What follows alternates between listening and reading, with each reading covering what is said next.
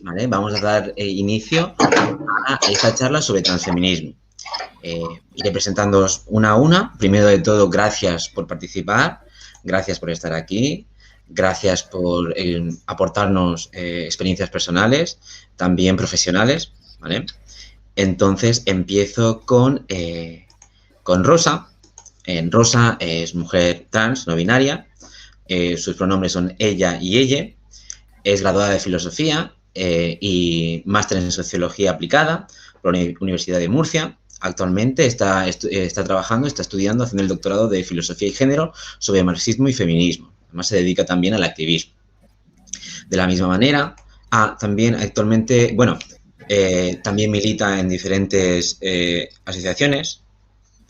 Y bien, ahora igualmente dejaré un momento para que vosotras también podáis añadir información sobre cada una de vosotras, ¿no? Porque yo no quiero ni para nada acaparar ni nada por el estilo.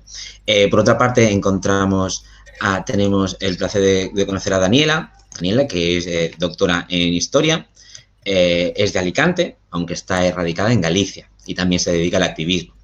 Y finalmente tenemos a Oltra Montesinos, ¿verdad? Que es sanitaria. Está con nosotros y además forma parte de la asociación Mujomur. Bueno, chicas, podéis añadir más detalles. Voy dando el turno de palabra. Ya dado que somos 4, pues en verdad va a ser muy sencillo. Yo creo que no nos pisaremos ni nada por el estilo, ¿vale? Entonces, si queréis, para que no sea todo el rato, pues empezamos de Rosa, Daniela, Oltra, pues empecemos ahora, por ejemplo, por Oltra. Oltra, ¿te quieres presentar? Adelante. Vale, mira, yo soy Esther, soy sociosanitaria, psicóloga, sexóloga y terapeuta de parejas. Y bueno, normalmente mi mayor tiempo de trabajo y mi mayor carga de trabajo es la atención sociosanitaria y también la psicología. Me dedico a las dos cosas.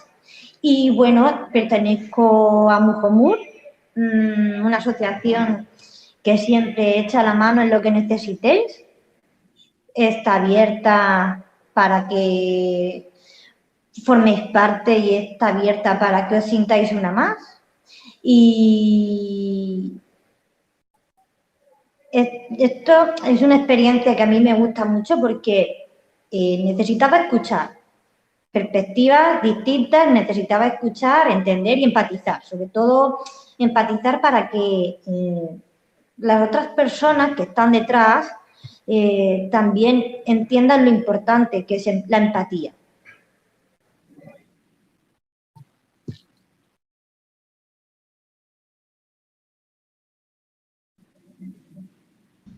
Vale, muchísimas gracias. ¿Continúas, Daniela? Buen día, buenos días. Bueno, buenas tardes. Yo me llamo Daniela. Bueno, básicamente lo has dicho, ¿no? Soy investigadora en historia y me dedico ahora sobre todo a investigar historia y memoria LGTB en Galicia y activista, ¿no? Activista trans dentro de la asociación Amizando, una asociación de personas trans de Galicia.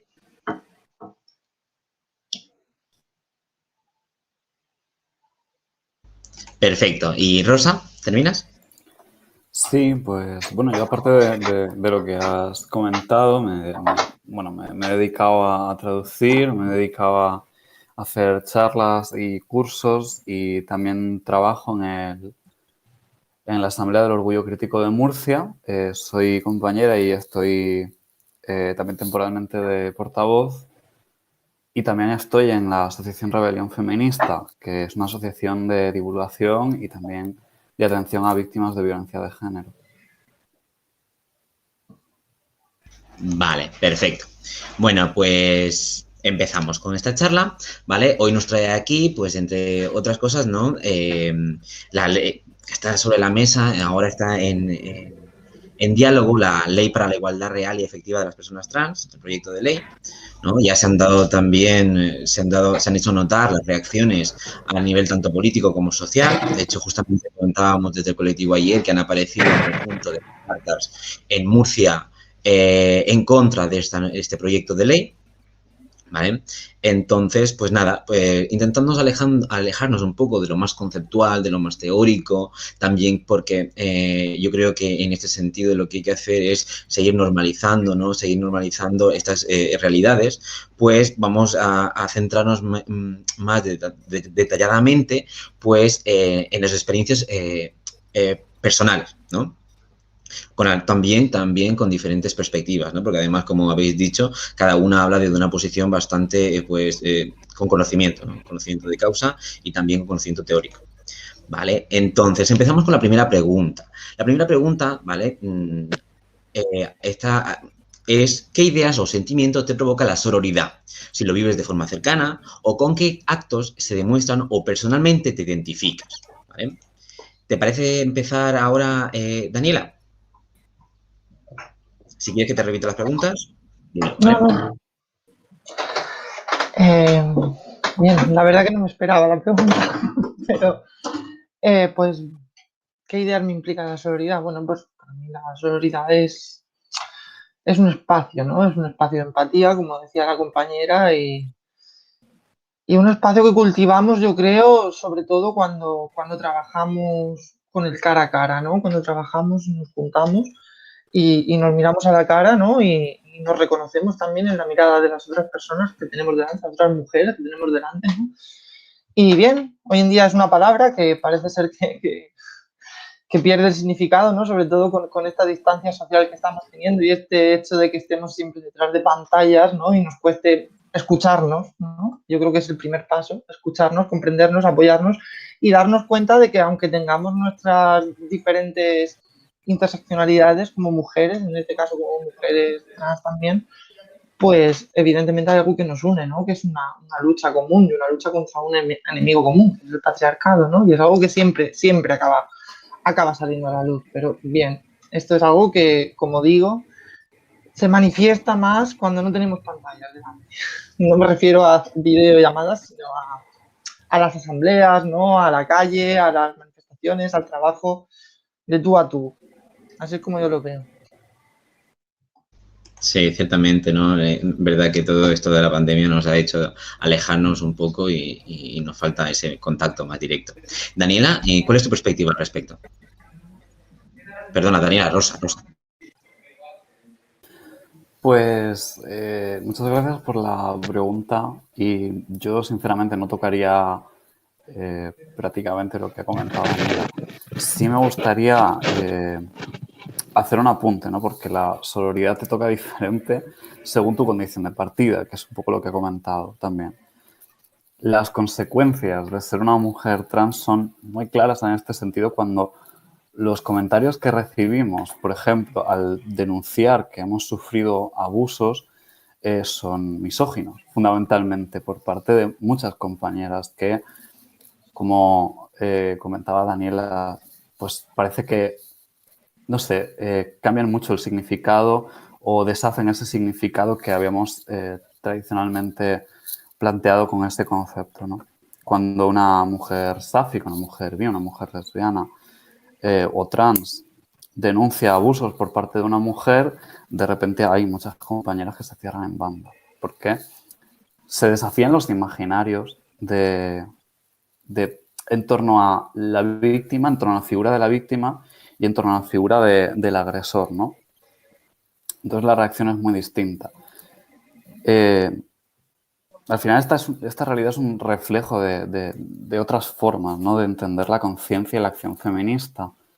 Pero sobre todo, ¿quién cabe o deja de caber muchas veces se plantea esta idea de mujer como una idea integral de la sororidad, ¿no?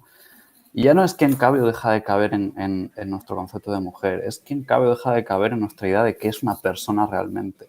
Y cuando de repente una persona se convierte simplemente en un objeto de misoginia, fundamentalmente, y de transmisoginia muy particular en varios casos. También comentar, porque a mí siempre me ha llamado mucho la atención el concepto de sororidad que solemos plantear, que bueno, es un poco también el que ha comentado Daniela. En realidad está bastante reservado para como he comentado, este tema de fuera de las pantallas, ¿no? Y en realidad yo creo que está bastante reservado para las personas neurotípicas, también quiero decirlo, porque me parece muy importante y se suele olvidar. Y fundamentalmente yo diría esto, pero totalmente con la intervención de Daniela. O sea, me parece perfecto lo que ha dicho, pero quería ampliar un poco en este sentido.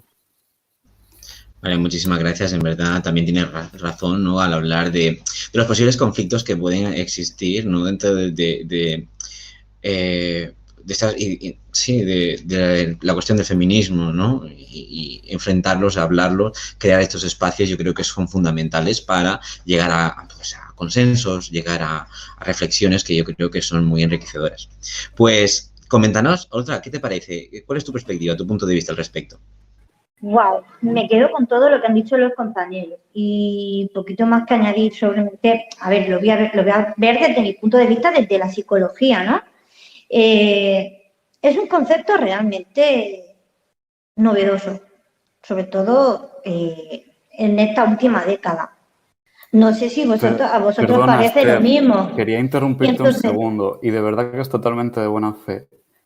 No somos compañeros, somos compañeras. Ay, sí, perdona.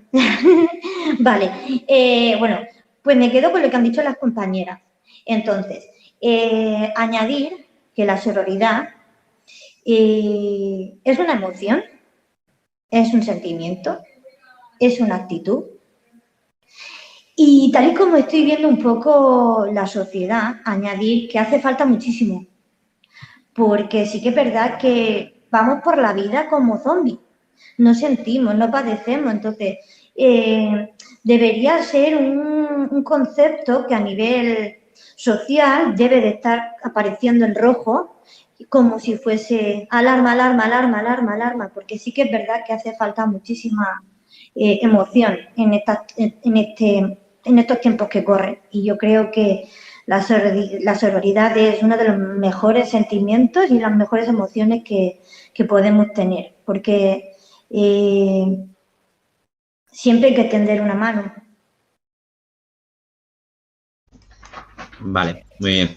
La verdad que muy bien. Y no, respecto a lo que has dicho, ¿no? De compañeras, en verdad, yo siento, mira que yo lo intento incluir, ¿no? Cada vez el lenguaje más inclusivo, ¿no? Nosotros, ¿no?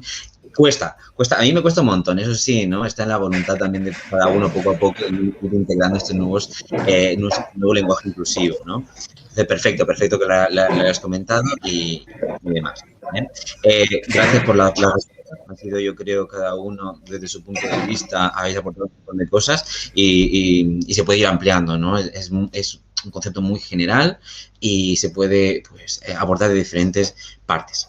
Continuemos con nuestras preguntas, ¿vale? Esta es un poco fuerte, es un poco fuerte, pero bueno, también, como hemos dicho, son espacios para charlar, para escuchar, ¿no? Para escuchar. Andrea Dworkin nos dice hace ya medio siglo, conociendo la realidad de las identidades no binarias, que el sujeto del feminismo somos las mujeres, independientemente de lo que tengamos entre las piernas. ¿Qué pensáis al respecto? ¿Qué ideas os trae al respecto que la facción radical del feminismo, ¿no? Las muy conocidas TERF que están ahora mismo en noticiarios y demás, digan que las mujeres transexuales son tíos?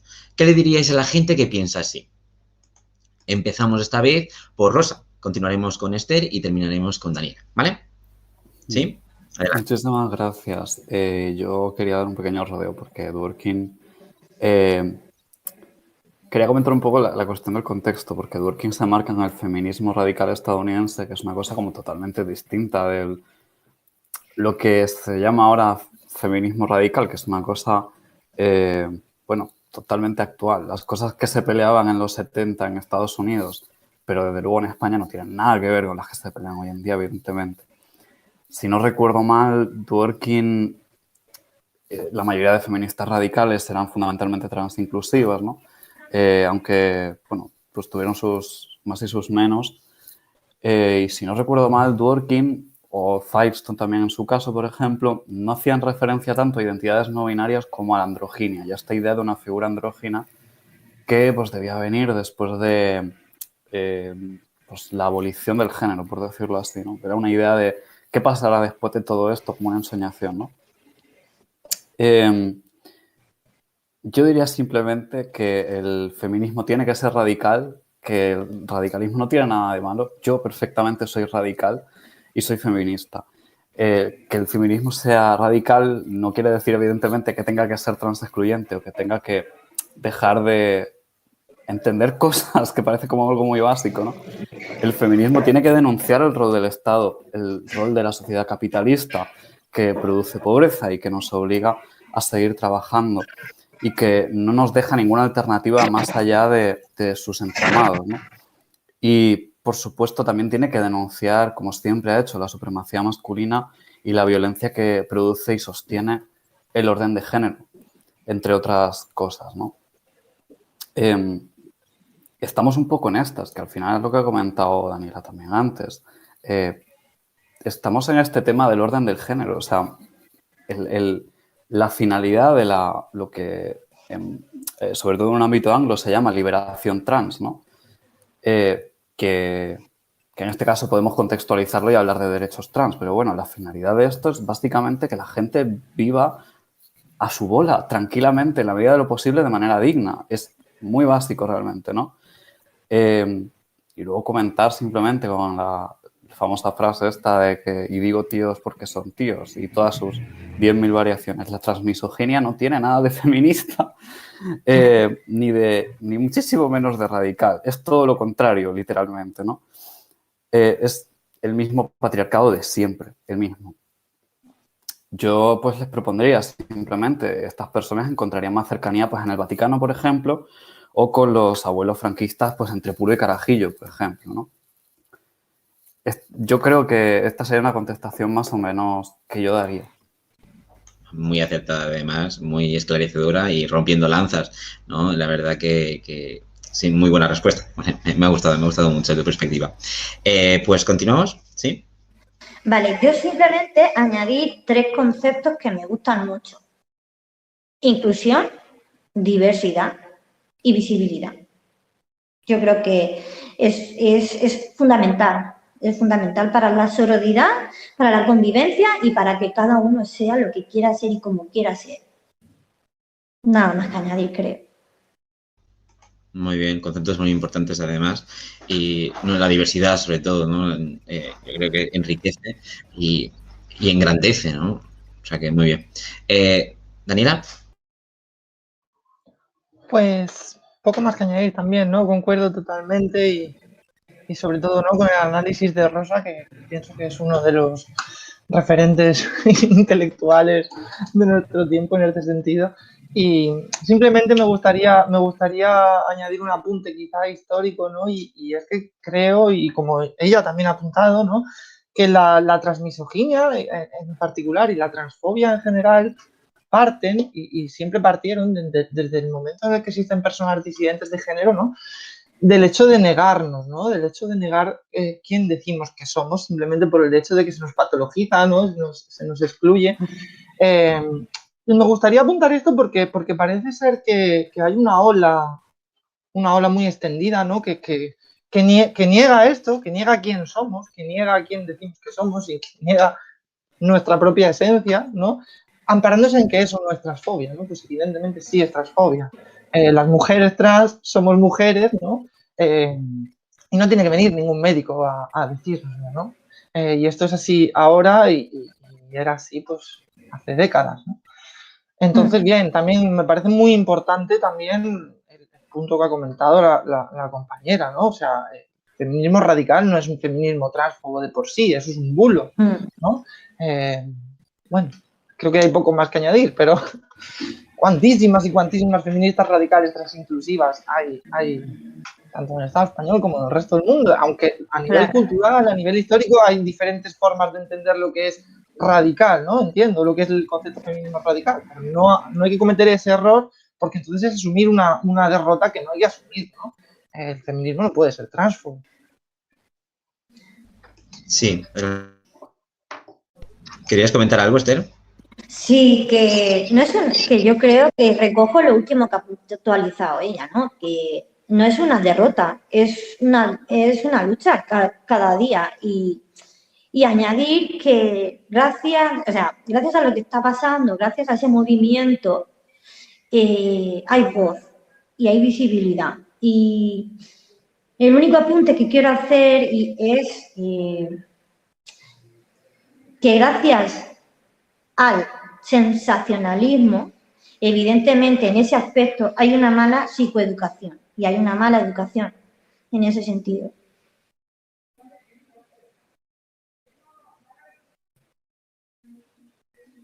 Ciertamente. Y comentándolo, ¿no? A esto, lo que decíamos, ¿no? Respecto al feminismo en general, es que ha llovido muchísimo. Justamente hace poco una chica que estaba inmersa y está también centrándose en el feminismo, hacía bibliografía y decía, pero es que hay escrito una barbaridad, ¿no? Y actualmente todavía se sigue reescribiendo y reinterpretando. De hecho, la chica, por ejemplo, era árabe, ¿no? Y decía, es que, claro, como decíamos antes, ¿no? La perspectiva suya es completamente diferente y con otras necesidades, otros objetivos, otros delineamientos, ¿no? O sea que sí, que al respecto se puede decir mucho más, ¿no? Es muy complejo.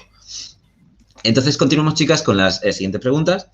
La siguiente pregunta es la de, bueno, que es sabido que la facción, en verdad hemos más o menos respondido previamente, ¿no? Pero ahora lo enfocamos y a ver qué me decís al respecto. Que es sabido que la facción de las bases feministas históricas, tanto de Unidas Podemos como de Izquierda Unida, han manifestado su oposición al proyecto de la ley trans. La pregunta, para no repetirnos, es, ¿crees que la ley vulnera o atenta a la lucha feminista? En este caso, relacionado la lucha feminista y la ley en sí, ¿vale? Entonces, empezamos ahora con Esther. ¿Quieres empezar? ¡Guau! Es que cualquier derecho en ese sentido está vulnerado. No sé si me entiendo, porque es como que tiene que haber una ley, tiene que haber un decreto, tiene que haber algo para que te diga lo que quieres, lo que tienes que sentir, cómo tienes que ser, cómo quieres vivir. Y déjame decirte que las personas somos libres y simplemente el ser libre de sentir lo que tú quieres, no hay ninguna ley que, no sé, no hay ninguna ley que a mí me ampare en ese sentido. Al contrario, me limita. Vale. Sí, bien. Continuamos. ¿Quieres continuar, Daniela? Sí, adelante. Bien, evidentemente no creo que ninguna ley que aporte derechos vulnere la lucha feminista, ¿no? Sino todo lo contrario. Me gustaría hacer una puntualización con esto de que las feministas históricas se oponen, ¿no? Y es que evidentemente el hecho de que lleven mucho tiempo ahí, ¿no? No las hace representativas de todo nuestro pasado, ¿no? O sea, el pasado del feminismo dentro del Estado español es un pasado transinclusivo y podemos irnos a los años 90 perfectamente, cuando en las jornadas estatales feministas ya había mujeres trans defendiendo estas posturas, tejiendo alianzas, ¿no? Entre el transfeminismo, entre las mujeres trans y las propias mujeres cis, con el feminismo como perspectiva y horizonte común, ¿no? Entonces me parece una trampa decir que las feministas históricas se rebelan en su totalidad, porque no es así, ¿no? Por el hecho de que haya 2 o 3 o 4 o 5 las que sean, ¿no? Que lleven mucho tiempo ahí y se están rebelando.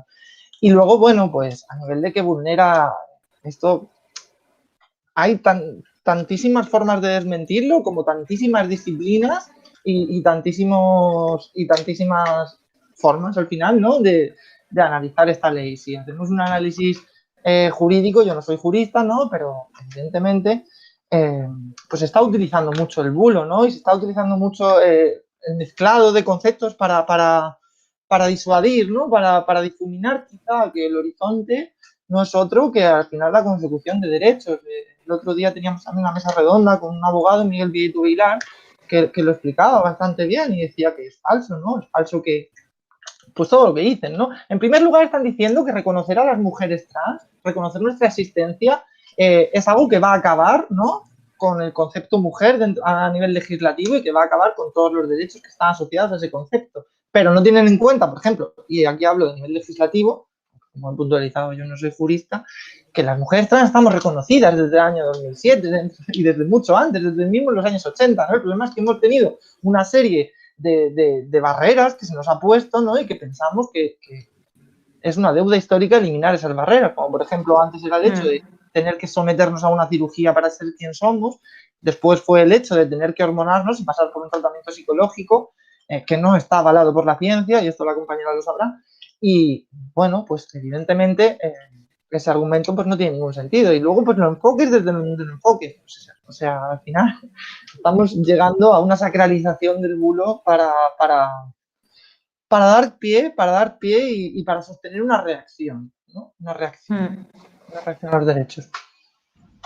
Ciertamente, ¿no? Ciertamente, sí, hay mucho de realidad en lo que comentas. Y bueno, cuando hacía referencia a las feministas históricas, era porque se habían colgado ya pues manifiestos y cartas de los diferentes grupos y asociaciones que pertenecen a los colectivos feministas de los partidos de Unidas Podemos y Izquierda Unida. Por eso lo comentaba, ¿no? También para identificarlo, ¿no? Y no es por generalizar, en verdad era más por categorizar. Un apunte. No lo digo por ti, lo digo porque ellas se autodenominan así, ¿no? Igual que ellas dicen que ellas son feministas y nadie más lo es. Me parecía importante desmentirlo.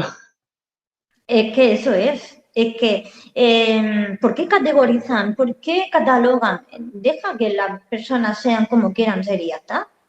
¿Sabes? Porque una persona, por ser de un determinado partido, perdonadme, es más feminista que otra, o es más radical que otra, o tiene más sentimiento que otra. No sé, ahí vuelvo al concepto de sororidad, ¿no? Por ejemplo, no sé, ¿qué pasa? Que voy por la calle, veo a una señora por la calle tirada en el suelo con un ojo moral, le tengo que pedir el carnet político para no ayudarle. No sé, es una reflexión que me gustaría llevar, que me gustaría dejarla ahí. Sí, ciertamente, ¿no? Lo de, al fin y al cabo, la sororidad y el feminismo en general no pertenece a ningún partido político, ¿no? O sea que es de todas. Sí, Rosa, ¿continúas? Sí. A mí simplemente me gustaría añadir al tema bueno, que son ellas quienes se autodenominan feministas históricas pero es que me gustaría añadir que es que además se sabe que las personas que firmaron esos manifiestos ya no están en esos partidos en la mayoría de casos. E incluso en esos manifiestos hay un buen puñado de nombres, un buen y largo puñado de nombres falsos. Y son literalmente falsos. Tú puedes ir y claramente son nombres que Bart Simpson llamaría al Bar de Moe para hacerle la broma con esos nombres, como El Verga Larga, por ejemplo. Y son nombres que esos manifiestos no hay quien se los tome en serio. No hay nadie que se los pueda tomar en serio realmente. A mí sí que me gustaría recordar que hay un manifiesto de feministas por los derechos trans que fue firmado por más de 600 colectivos y por más de 11.000 personas a título individual. Que es, o sea, este manifiesto es de verdad. No tiene chistes de por medio, quiero decir. Pero bueno, por hablar de la ley es ampliamente apoyada por el feminismo de base. Es que lo es, no tiene mucho más. El manifiesto viene a poner la foto muy clara, además, ¿no?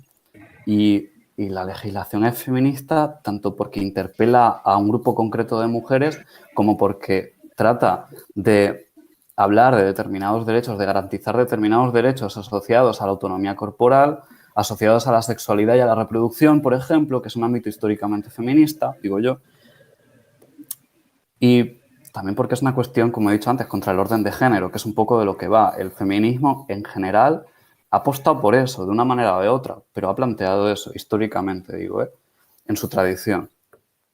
Para mí, quiero decir, la legislación es una demanda feminista y además en varios sentidos distintos.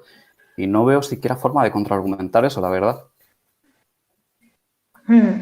Yo, ¿sabes lo que pasa? Que yo lo veo desde fuera. Es decir, intento no contaminarme, intento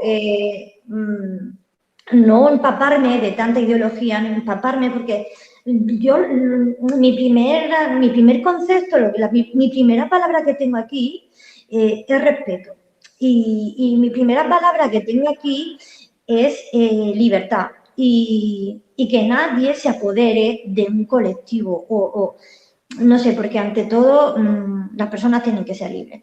Ya está. Sí, continúa.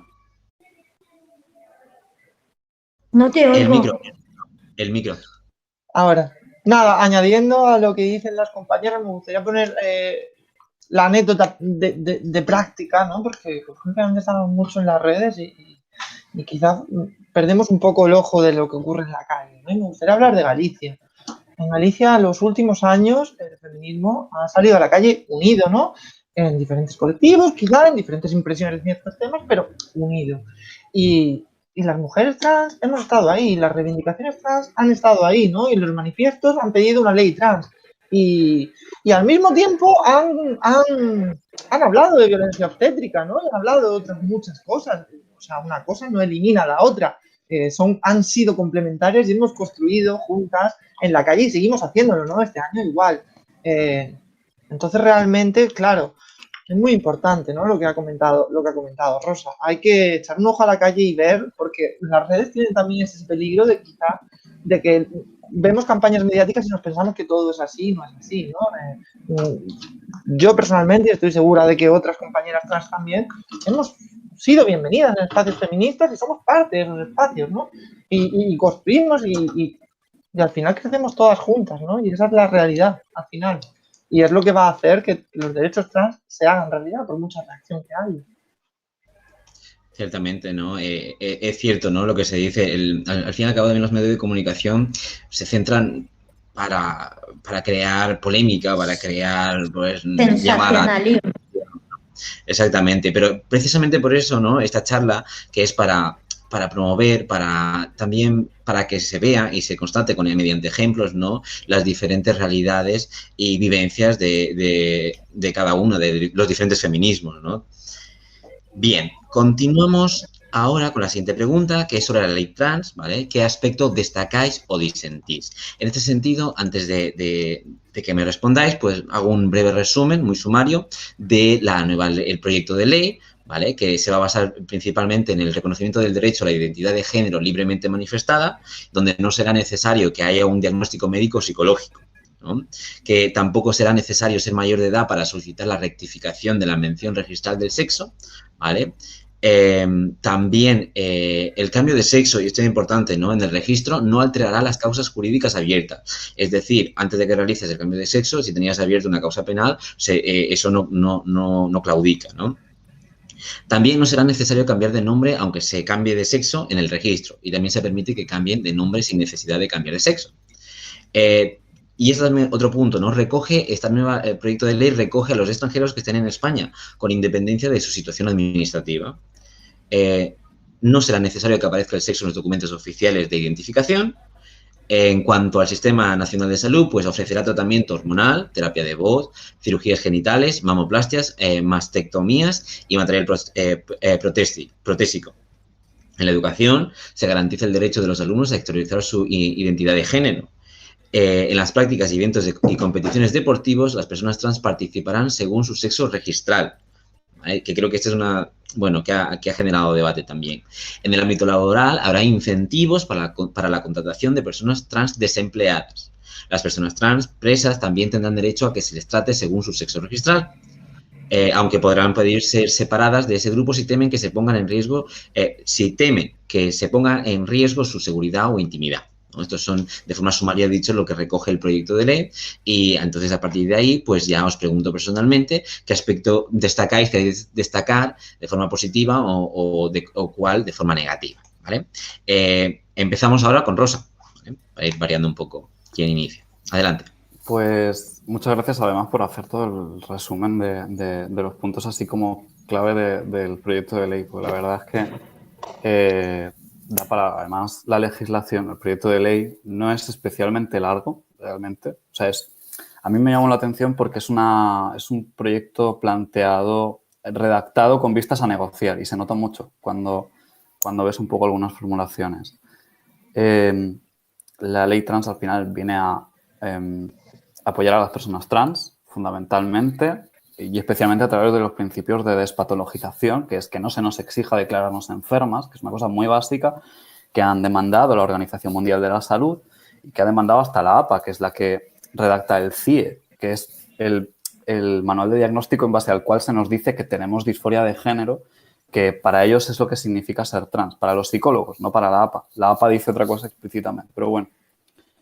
Y en base también a la autodeterminación legal del género, que es algo fundamental y que han demandado la ONU, ha demandado la Comisión Europea, en fin. Y fundamentalmente viene a apoyar a adecuarse a esos estándares internacionales y a, como han repetido ya varias veces desde el Ministerio, armonizar la situación administrativa en toda España, porque es un gran problema, ¿no? Es un problema que teníamos hasta ahora, que en una comunidad autónoma no hay legislación y a ver cómo pasas tú esos procesos y en otras resulta que es algo distinto. Las legislaciones nunca han funcionado de maravilla, porque nunca han funcionado. Los protocolos educativos fallan por todas partes y tienen lagunas importantes. Por cierto, a nivel técnico los tienen y muy importantes. A nivel sanitario no se cumple la mayoría de veces, y esto te puedo decir con conocimiento de causa porque me ha pasado, no se cumple. Pero bueno, se sabe que por lo menos las legislaciones que hay autonómicas, que hay muchas, por cierto, funcionan con sus limitaciones, pero dan apoyo, dan algo de apoyo. Sin ese apoyo estaríamos en una situación bastante peor, por cierto. Y se sabe también que los prejuicios, estos bulos de los que hemos hablado ya, no pasan de ser prejuicios. Se sabe perfectamente y está perfectamente estudiado todo, ¿no? Esta ley no es la panacea, le faltan bastantes cosas, en buena medida porque es una ley, o sea, porque no es integral, porque no es un proyecto, digamos, integral para transformar cosas. Es una legislación liberal para garantizar determinados derechos y libertades, que es algo muy básico realmente, ¿no? Pero fundamentalmente viene a eso, viene a, digamos, intentar paliar, intentar atenuar el malestar general de la población trans, que además estamos en una situación muy jodida realmente. Si tú ves, y puedes ver las fotos fijas, no hace falta conocer a gente trans en persona, que bueno, es importante, estaría muy bien, ojalá, no somos tantas personas trans, de verdad que no lo somos, aunque se dice mucho que es importante conocer a personas trans, y yo estoy muy de acuerdo. Pero se pueden ver fotos fijas cuando se ven las tasas de depresión, las tasas de ideaciones suicidas, de intentos de suicidio. Son del 41% en personas adultas, del 50% en menores trans, en hombres trans menores, mejor dicho, del 42% en menores no binarias y del 30 y pico por ciento en chavalas trans. La violencia transfoba y la violencia transmisógina muy en particular y sus vertientes sociales, económicas, el rechazo familiar y el rechazo de amistades que dejan sin oportunidades, que dejan en la calle a gente, porque la están dejando en la calle y conozco casos y tengo casos cercanos. Todo esto es algo que la legislación viene a intentar reparar. A mí eso ya me parece muy bueno, me parece una gran noticia. Ojalá desde el PSOE, por ejemplo, que yo sé que tienen una pelea interna, no sé, se pongan un poco las pilas porque tenemos una situación para verla, sinceramente, tenemos una situación para verla. El proyecto de ley que registraba, bueno, que el borrador de ley, mejor dicho, que se filtró, que no llegó a registrar, sí, no reconocía a las personas no binarias. Yo no tenía oportunidad de leer el que se registró en el Parlamento, que sé que registraron un borrador después de la huelga de hambre, porque hubo que hacer una huelga de hambre, igual que hubo que hacerla en el 2007, cuando Carla Antonelli y otros activistas trans se pusieron en huelga de hambre porque esa ley no salía para adelante ni para atrás. No había forma humana de decirle al PSOE vayan a hacer esta ley por Dios, aunque llevaba años discutiéndose y los colectivos trans llevaban desde el 92 diciendo que había que hacer algo. Y eso no salía para adelante. Y como antes, ahora ha tenido que haber una huelga de hambre. Y no ha durado más porque ha habido grupos parlamentarios que lo han registrado. Y no ha durado más por eso. Pero bueno, yo creo, quiero decir, esto por ponerlo un poco en perspectiva, para que veamos que realmente la situación es un poco jodida como para, no sé, para darnos cuenta de que realmente hace falta esta legislación. Obviamente eso, como he dicho antes, el borrador, el proyecto de ley en este caso no es la panacea, se deja muchas cosas atrás, en buena medida porque es una ley que no contempla muchas otras cosas, no contempla la pobreza en términos generales, no contempla, digamos, reformas estructurales para paliar eso, para cambiar eso simplemente. No contempla una reforma integral de la ley de extranjería, que es la que mantiene a las personas migrantes muchísimas veces en situación administrativa irregular y en la pobreza. Muchísimas mujeres trans migrantes están en situación irregular y se tienen que dedicar a la prostitución precisamente por eso, porque no tienen otras oportunidades. No contempla la división sexual del trabajo, la feminización de los cuidados y sobre todo el trabajo doméstico, que es prácticamente trabajo esclavo. No contempla todas estas cosas que en realidad están de fondo en la ecuación, que están de fondo. Porque es una ley trans y es una ley genérica y yo creo que es una ley conservadora, sinceramente. Es maravillosa para lo que tenemos ahora, que es muy poco realmente, porque lo que tenemos es una ley que te permite cambiar el DNI y dale gracias, y las legislaciones autonómicas que han ido acompañando, por suerte, en la última década, ¿no? Se deja todas estas cosas atrás por eso, precisamente. Pero es que también tenemos que tener en cuenta que es lo que queremos. O sea, para mí la conversación no es solo vamos a garantizar derechos y libertades para las personas trans, y yo sé que al final la legislación va de esto y este conversatorio va de esto, pero las cuestiones sociales que están de fondo son mucho más profundas que esas. Y me parece muy importante decirlo. Vale, perfecto. Gracias. Además, has mostrado, ¿no?, en perspectiva lo que involucra esta ley y que sí, es positiva, sí, pero como dices tú, es un inicio. Faltan cosas. Exactamente, ¿no? Y después, además, después de darnos también una visión tan detallada o más profunda de lo que involucran las identidades trans, pues yo creo que sí, que muy bien. La respuesta, la verdad, que yo creo que es muy educativa y pedagógica también para los demás que no conocen de lleno la realidad y también este proyecto de ley lo que significa para la minoría trans. Daniela, ¿quieres continuar? Ay, perdona, Daniela, un momentito. Chicas, yo, como ya sabéis, tengo que seguir trabajando. Y antes que nada, quiero deciros que me ha encantado conoceros, saber vuestra perspectiva, escucharos. He aprendido un montón de vosotros y me quedo con lo que ha dicho Rosa. Hace falta, sí, tenemos apoyo, tenemos ayuda, pero hace falta muchísimo mejorar. Y hace falta tener una actitud más positiva en ese sentido y no tener paciencia para los cambios, sino luchar y luchar y luchar para que por fin podamos daros el sitio que merecéis. Es que ya lo tenéis, pero hacerlo más visible. Vale, muchísimas gracias, Esther, muchísimas gracias por contar por tenerte hoy aquí, agradecerte eso y sobre todo, ¿no?, que hayas sacado hueco en tu agenda del trabajo y como dices tú, que en verdad es súper necesario actualmente, ¿no?, en esta época de pandemia. Vale, muchísimas gracias. Antes de que te vayas, ¿podrías poner para hacerte la foto y contar contigo? Sí. ¿Lo ponemos por la foto? Sí, la adelantamos. Y bueno, ¿Qué? y deciros que cualquier cosa que necesitéis, tenéis mi contacto y cualquier apoyo siempre es bueno. Y como hemos dicho al principio, la sororidad que viva siempre. Vale, muchísimas gracias. Pues 3, 2, listo. Perfecto. Nos vemos. Un placer, de verdad, Esther. Un placer. Adiós. Adiós. Bueno, continuemos. Daniela, igualmente nos quedan ya poco para terminar la charla. Pregunta para que están viéndonos, ¿no?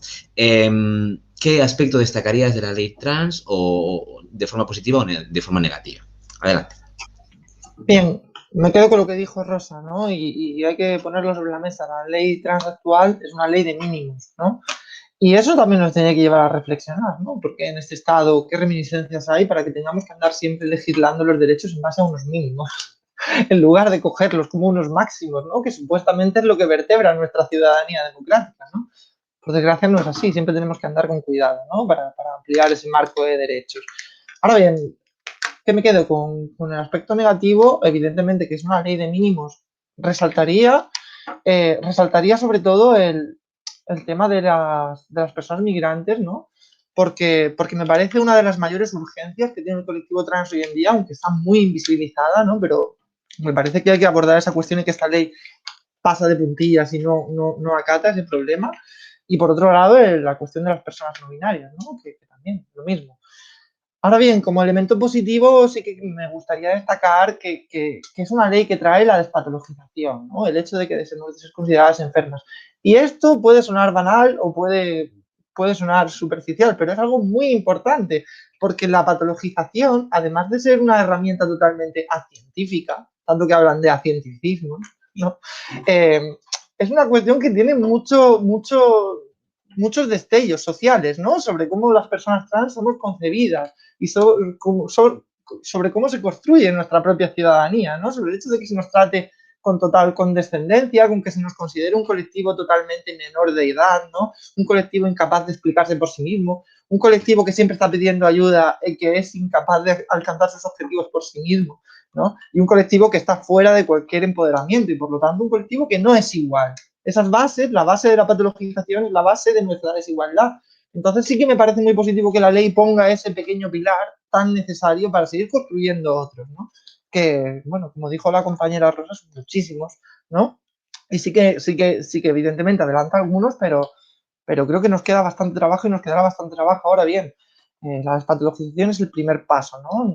Y no es cuestión simplemente de esta ley, es que es nuestra lucha, me atrevo a decir histórica, porque también lo dijo Rosa, ¿no? Son muchos años pidiendo esto, son muchos años luchando por esto y no vamos a dejar de luchar por esto, porque esta legislatura, un partido socialista que nos tiene acostumbradas a todas las personas a traicionarnos desde la OTAN hasta el Plan Bolonia, hasta podría seguir aquí enumerando cosas, nos vuelva a fallar, ¿no? Vamos a seguir ahí, vamos a seguir al pie del cañón porque es lógico, es humano y porque sin nosotras, sin la despatologización no puede haber democracia. Perfecto, Daniela. Igualmente, en cualquier momento que quieras intervenir, Rosa, para añadir o comentar tal cual, ya que esto es muy... estamos aquí los tres, pues sin problema alguno, ¿no?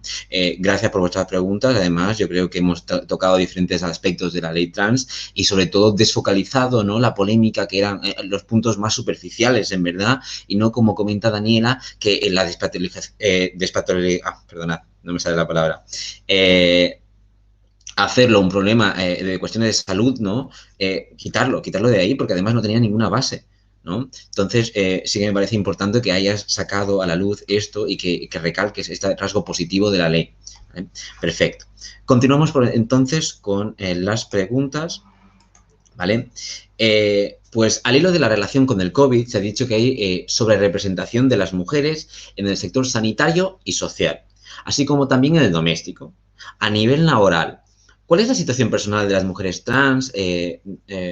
Rosa, Daniela, vosotras, ¿no? Que podéis hablar de vuestra perspectiva. ¿Qué me podéis decir? Empieza este turno de esta pregunta. Daniela, ¿sí? Bueno, pues no es ningún secreto que las mujeres trans tenemos un problema de desempleo estructural, ¿no? Se habla mucho de porcentajes, realmente es muy difícil porque no hay estudios, porque no se hacen estudios, porque no es algo que interese tampoco conocer, ¿no? Pero yo diría que el 90% o 95% de las mujeres trans que conozco están desempleadas, ¿no? Y sin posibilidad de acceder a ningún puesto laboral. Esto, por un lado, a mí me parece un resultado de esa patologización de la que estamos hablando, ¿no? Y los mensajes sociales, los mensajes legislativos, los mensajes médicos, lo que sale en los medios de comunicación, nos sitúa como un colectivo menor de edad, como un colectivo incapaz, pues evidentemente en el tejido laboral pues se transmite también esa idea, ¿no? Y no se contrata a mujeres trans, evidentemente por eso, ¿no? Porque se nos considera que somos incapaces. Y básicamente eso, ¿no? Es ahora mismo uno de nuestros mayores problemas, que nos implica muchas situaciones que son tristes, que son dolorosas y quizá aquí sí que haga falta un poco de empatía, ¿no? Y no... Bueno, yo en mi caso acabo de estudiar hace poco y todavía estoy un poco en el mundo académico y todavía no he salido al mundo laboral privado, ¿no? Aunque a veces que he salido no lo conseguí. Pero sí que escucho a compañeras constantemente pues relatar experiencias que son realmente traumáticas, ¿no? De ir a una entrevista de trabajo y que te digan que tú no, por cómo eres y por quién eres, ¿no? Sin ni siquiera valorar tus capacidades, sin ni siquiera tener en cuenta si tienes experiencia, si tienes posibilidades de desarrollar ese trabajo, ¿no? Y eso es una humillación personal que evidentemente luego vamos a arrastrar de muchas otras formas. Y si ya entramos en el caso de las mujeres transmigrantes, pues ahí ya tenemos un melón, ¿no? Como también dijo Rosa anteriormente. Tenemos un melón porque son personas que llegan, no tienen absolutamente ninguna posibilidad de cambiar su documentación. Esta disonancia entre la documentación y la imagen social cierra todavía más las puertas del mundo laboral y al final, pues sí, acaban en la prostitución y, bueno, pues lo que conlleva las exclusiones, ¿no? Gracias por la respuesta, Daniela. Bien, sí, adelante, Rosa. Yo la verdad es que no tengo muchísimo que decir en este sentido, porque la situación ya nos la conocemos y es un poco la que ha relatado Daniela. Yo cuando salí del armario, uno de mis primeros miedos fue que nunca iba a tener trabajo. Y ese fue uno de mis primeros miedos. Y que iba a tener que dedicarme al trabajo sexual y que iba a tener que prostituirme probablemente en algún momento. Ese fue uno de mis primeros miedos porque para mí es un trauma. Y de hecho, me abrí un canal de OnlyFans, esta plataforma tan conocida, precisamente para ver si intentaba sacar dinero. Pero bueno, el trabajo sexual es un tema realmente amplio y para hablarlo, ¿no?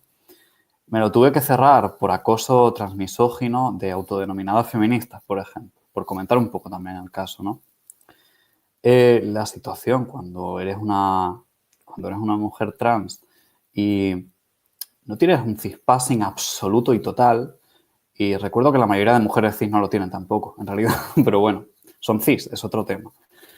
La situación es dramática, porque la situación es que no vas a conseguir trabajo en tu puta vida, a no ser que sea fingiendo que eres la persona que ponía en tu DNI. Y a ver cuando cambies el DNI, porque en algún momento tienes que cambiarlo, porque no eres esa persona. Y no vas a estar eternamente intentando ser esa persona. Si tienes suerte, no vas a intentar estarlo. ¿Qué va a pasar cuando cambies el DNI? ¿Qué va a pasar cuando tengas que firmar contratos con el nombre que está en el DNI y no tiene nada que ver con el tuyo y llevas 2 años y medio sin usarlo, 3 años sin usarlo? O en el caso de personas que no pueden cambiarse la documentación, por ejemplo, 15 años, yo qué sé. La situación es insostenible, es que lo es, pero ya digo que es un problema de fondo. Que tiene problemas de fondo, ¿no? Y evidentemente nos afecta una discriminación muy dura, pero recordemos también que estamos en una crisis y que el 15% de personas trabajadoras están en la pobreza. Y que si no recuerdo mal, el 30% de personas jóvenes de menos de 30 años, quiero decir, están en riesgo de pobreza. Eso es 1/3. 1 de cada 3. Esto no viene de la nada, quiero decir. Esto viene de situaciones estructurales. En nuestro caso nos afecta de maneras muy específicas, pues porque rompemos el orden de género de maneras muy específicas. Y eso tiene consecuencias para nuestra vida y son consecuencias terribles y dolorosas. El sistema de trabajo está de fondo. Quiero recordar, el sistema de trabajo está de fondo. Está de fondo la manera en que, no sé, se estructura la sociedad económicamente, en cómo resulta que, no sé, a mí todavía me parece flipante que haya que pagar para vivir, quiero decir, pagar para comer, pagar para... No sé, a veces me sale la niña de 5 años que tengo en el interior y me dice, ¿qué cojones está pasando en este mundo? Digo yo. No sé. Quiero decir, esto no viene de la nada. Esta es la idea, que hay un mundo que está estructurado así y hay que cambiarlo. Esta es la lucha también. Gracias, Rosa. La verdad que gracias también por la honestidad, ¿no? Por la sinceridad, el sincerarte. Al fin y al cabo, yo que sé que es abrirte y eso es un acto de generosidad que lo agradezco. Y que espero que la gente también lo valore. Por otra parte, ¿no? También por estas reflexiones que ha dicho así, abrir pronto, dices tú, que incluso se pueden tachar de ingenuos, ¿no? Pero al contrario, ¿no? Necesitamos replantearnos, ¿no? El sistema estructural laboral, con que bien dices, ¿no? Nos afecta a todos. Pero sí también comentar, ¿no? Que a pesar de que nos afecta a todos, sobre todo a la población joven, por ejemplo, ¿no? A las mujeres también en general, ¿no? Más específicamente a las minorías, en este caso por la que estamos aquí, ¿no? Que es otro agravante más. Entonces, espero yo que la ley que recoge también este apartado de incentivos quede reflejado y consiga paliar de alguna manera, aunque sea a largo plazo, ¿no? Paliar y que ese miedo que dices tú, ¿no? Se vaya atenuando porque existan posibilidades de acceder a puestos de trabajo donde, como comentaba Daniela, ¿no? Donde no te mire, que no sea tu apariencia, sino tu formación, ¿no? Tus capacidades, tus habilidades, ¿no? Lo que prime por encima de todo. Gracias Daniela, de nuevo, ¿vale? Por tus comentarios. Rosa también. Entonces, llegados a este punto, chicas, ya vamos a ir cerrando esta mesa de charla y debate, ¿vale? Entonces, para finalizar, ¿os gustaría añadir algo más? ¿Vale? ¿Sí? Tenéis el turno de palabra. Quien quiera, ¿eh? Daniela, ¿empiezas tú para cerrar y demás? ¿Algo para cerrar? ¿Me escuchas? Pues Sí. sí, Bien, sí, ahora. me pillas así un poco en frío, la verdad, ¿no?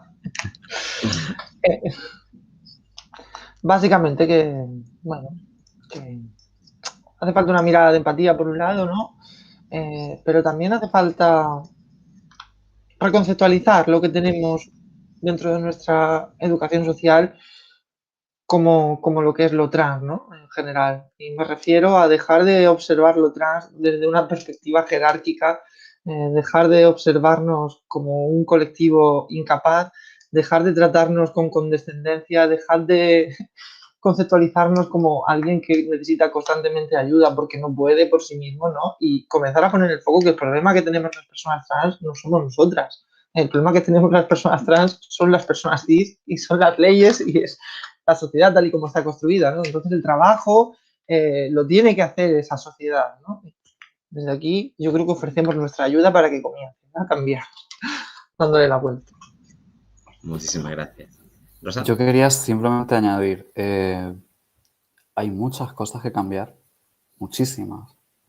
Tenemos que ponernos. Quiero decir, hay que ver los problemas, cuáles son de verdad y no inventarse, hacer pajas mentales sobre, no sé, toda esta clase de bulos que son puros prejuicios. Hay que revisar un poco esos prejuicios. Mucha gente tiene que hacerlo, yo creo. En general, todo el mundo, pero en particular con este tema me parece que hay personas que tienen que hacerlo mucho más que otras. Y realmente tenemos que pensar eso, cuáles son los problemas y qué podemos hacer y cómo podemos organizarnos para transformar esta situación y para transformar estos sistemas que son los que nos violentan, son los que producen esa violencia. Especialmente dentro del movimiento feminista, que también ha salido el tema, ¿no? No es como si no tuviéramos cosas por las que pelear, no es como si no tuviéramos cosas, problemas reales que están ahí, o el colectivo LGTB, pero es como si no hubiera cosas que poner encima de la mesa, como para empezar a inventarnos cosas. Me parece una deuda que tenemos, como personas en general, digo, como personas en general, para con nosotras y para con el resto de personas que viven en este mundo. Muchísimas gracias, Rosa. Y daros ya personalmente las gracias a Esther también, que se ha ido y no ha podido estar hasta el final. A Daniela Fernández, ¿vale? Que había una errata en los carteles, lo rectifico, ¿vale? Más vale tarde que nunca. Ahí a Rosa María García también, por estar hoy con nosotros, por también agradeceros, ¿no? Porque yo he disfrutado mucho de esta charla, he aprendido un montón. Espero que también la gente que nos esté viendo haya visto más de cerca los problemas que involucran, los problemas que se tratan, que están encima de la mesa y cuáles son los importantes, cuáles no, ¿verdad? También la difusión, también yo creo, de voces y de discursos. Justamente estamos nosotros desde el colectivo con un club de lectura. Yo también me declaro, soy radical de la cultura y estamos leyendo una obra que se llama Las Malas, que es de Camila Sosa, una mujer trans argentina. Impresionante, es un libro impresionante, ¿no? Y una de las cosas que dice es, yo escribo este libro para demostrar que hay cultura trans, ¿no? Y crear, ¿no? Y crearse ese espacio y formar parte de la sociedad, que es lo que hemos visto también, ¿no? Que está muy invisibilizado, porque no ha habido ningún marco legal hasta el 2007, que ya empiezan estos y que esperemos que vaya hacia un futuro y que vaya avanzando. De nuevo, gracias y terminamos con la charla. ¿Vale, chicas? Nada, Muchísimas gracias. Y un placer conoceros, la verdad. Igualmente.